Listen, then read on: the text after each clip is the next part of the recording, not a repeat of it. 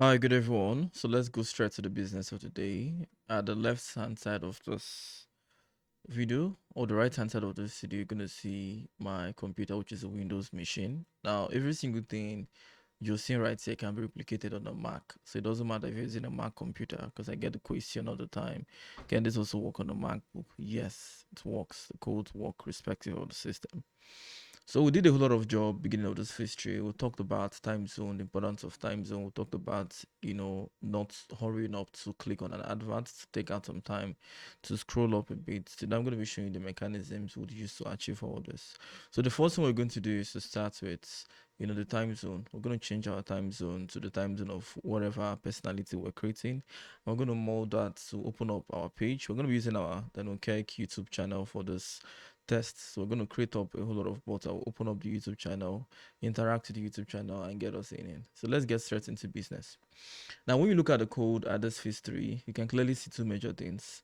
The first thing you probably noticed was this personality.js. Now, this was a new file created on the previous, episode. Now, this file is supposed to house configurations. So this simply means normally the bot will just open up with a random policy with a random cookie, go interact with the page and it goes off. Now the problem is it is not, verifiable in the sense that the process servers, the cookies, the login session, they should all be similar. So when they are actually out of proportion, it rings up a red flag. So let me show you how to do that in no time. So first of all, we'll go to personality, and I would walk you through personality from the beginning down to the end, and I will tell you precisely what every single thing does. Now, this personality class is very simple. If you're a software programmer and you just read what this class is, you would have a basic concept already. But if you're not a programmer, I think this is where my explanations come in. Now, what is a constructor? I wouldn't want to bore you with all those things. All I just want you to understand and know is this. Each time you're creating a personality, you're going to give it what we call a property. This property is like, settings, the same way you would want to create settings. Now imagine you have the ability to create like a bot, and each bot is like a human being, and you can say, oh, I want this bot to have a red head, a blue eye, I want this one to be tall, I want this one to be short. So you can actually create lots of bots. Let's assume this bot would appear like a human being. You can actually configure each of them to have, different look. So one of them looks black, the other one looks white, the other one looks tall, the other one looks short. Now, having to create different bots that would resemble, that would be unique, that won't resemble each other, would make it, unique. So each time each of those bots goes to a website and does something, one is short, the other one is tall, one is fat, the other one is slim. So you see they're like perceived as different people. Now imagine this whole bot were the same size, the same face, the same shape. Beautiful. That is what we call identical traffic. That is the easiest to spot. So what we're trying to do right now is to create a traffic that would be kind of unique in its will. So each particular bot would have a different configuration, so they'll be seen as a whole different entity. Okay, so let's proceed. Now, the first thing we have here is called location. So the easiest way to actually put a location is to use a process server. That is what I've always, recommend anytime, any day, process server. Now, the topic of process server goes wild. One of the questions I keep being asked is, what is your process server vendor? Which would you recommend? I've bought this. Is this one going to work? The real honest truth about process servers is they're beautiful. They would work perfectly fine as long as they're not from the US. Now, Google has lots of access to verify unique, traffic, especially if they're within the US.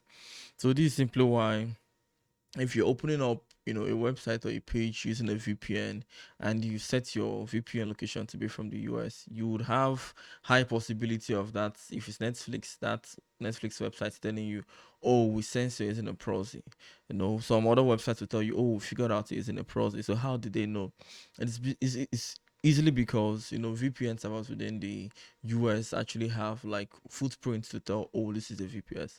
But now when you start using other VPS, connections from other country, like you're changing your traffic to Spain or to France, to somewhere other than the US, you have higher chance of going anonymous. And now the second thing I would actually recommend you do while using process servers, it's to have a cooked in logged in section. So I'm going to explain what those things are.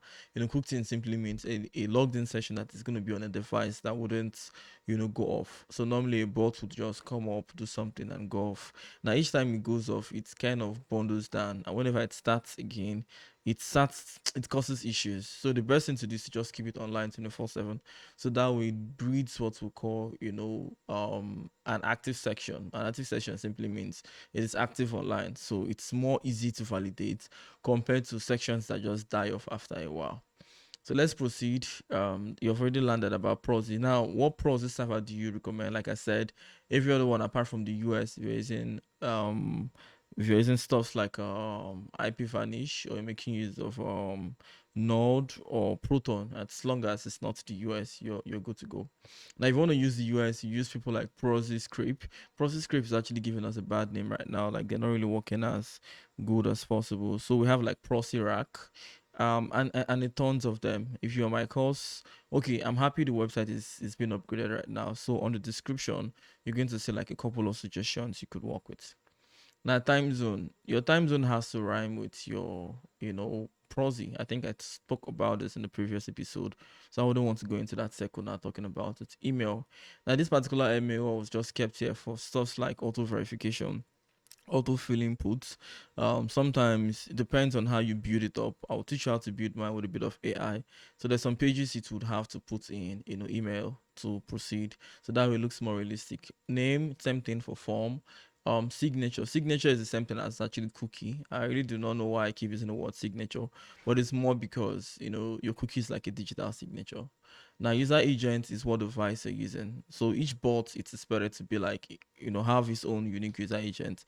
I could create a bot that would, actively be online as an iPhone, and create one that would actively be online as a Google Pixel or a Google Samsung. So the signature is just basically the cookie, which should also rhyme with the user agent.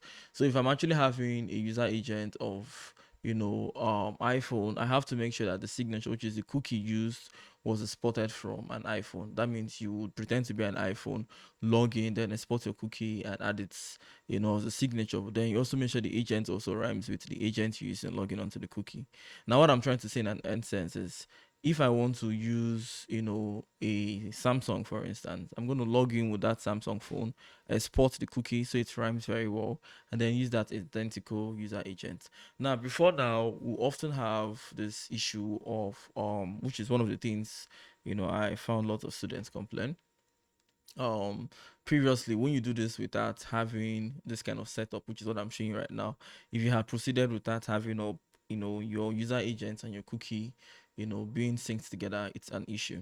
Now the second thing is device. So I figured out that Google wrote lots of algorithms to wrote of JavaScript to pick up your device information, user agent, signature, which is your cookies, and your screen resolution. So when I got to the screen resolution after a while building up this bot, I got to understand that Google is able to tell which device is real based on the resolution.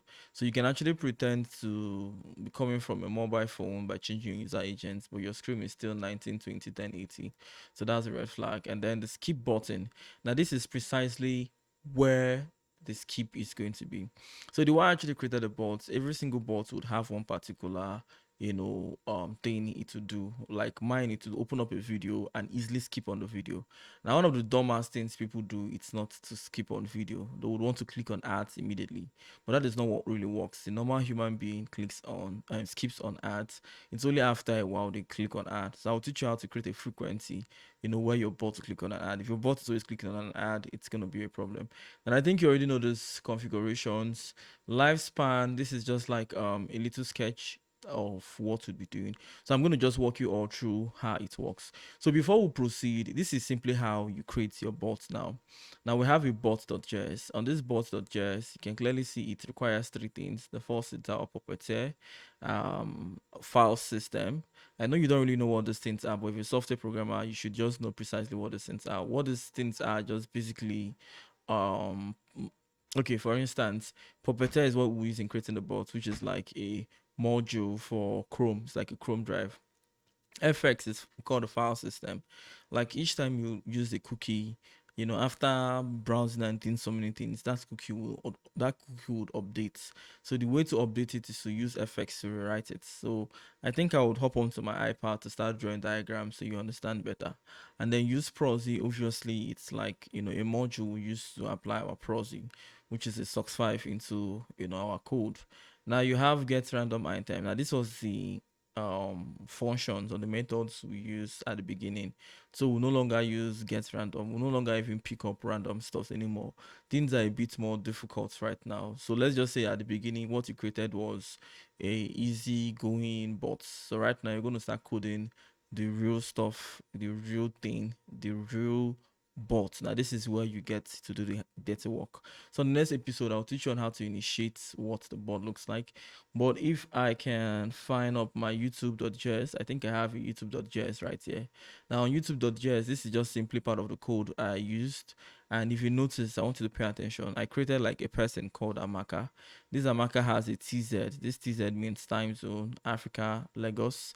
The Amaka has a prosy. Now this is the prosy connection directly. You can see this is prosy rack. Now this Amaka has a cookie. I wasn't able to point to the cookie, which is something we'll do like from the next series. Amaka has a name. Amaka is supposed to also have an email, but we didn't add that. Now on the device, Amaka has a user agent and also a screen. Now this particular instance of Amaka, it's perfectly what it's going to be like all the time. It won't change. It won't randomly come in and pick up a different thing. It's going to be static. This implement is going to be like this. So we're going to proceed into applying everything we've talked about in the next series of episodes. So please get stuck with me. Now let's say this is the introduction to personality. Let's move next into creating our own custom personalities.